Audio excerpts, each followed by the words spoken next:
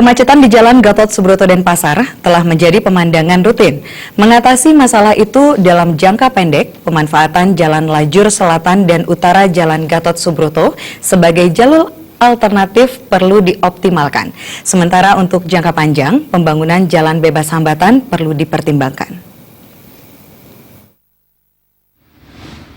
Kemacetan sudah menjadi pemandangan rutin hampir setiap hari di Jalan Gatot Subroto Denpasar. Tingkat kemacetan lalu lintas kendaraan di jalan utama ibu kota ini sudah tergolong cukup parah, terutama pada pagi dan sore hari ketika jam-jam sibuk. Kemacetan di sepanjang Jalan Gatot Subroto tidak bisa dibiarkan begitu saja, seiring terus bertambahnya jumlah kendaraan.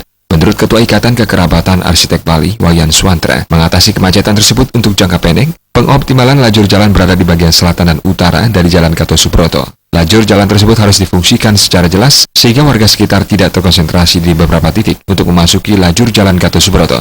Wayan Suantra mencontohkan pengguna jalan di Jalan Bedahulu yang hendak pergi ke Sanur atau Gianyar tidak perlu masuk Jalan Gatot Subroto, tetapi diarahkan menggunakan lajur jalan utara. Dalam rangka mengoptimalkan pemakaian jalur jalan alternatif, langkah penataan jalan dibarengi sosialisasi ke masyarakat perlu diambil terlebih dahulu.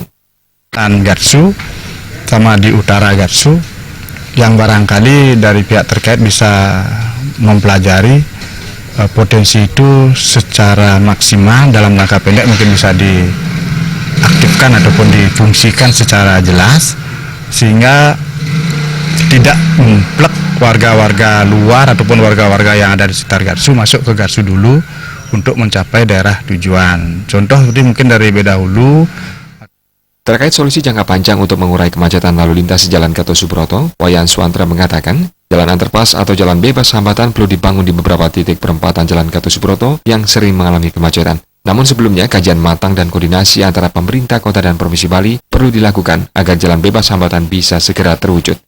Istilahnya kita mungkin kalau bisa Gatot Subroto ini tanpa hambatan lampu merah ataupun lampu hijau dengan berapa alur dan lajur itu kita langsung berjalan tanpa hambatan dan jalan yang melintang-melintang itu mungkin dibuatkan ke bawah atau di atas untuk jangka panjang kira-kira masih. Penanganan kemacetan jalan di Gatot Subroto harus menjadi prioritas utama dituntaskan. Jalan utama di Kota Denpasar ini merupakan jalan penghubung Kabupaten Badung dan Kabupaten Gianyar. Suparyana dan Anggaratana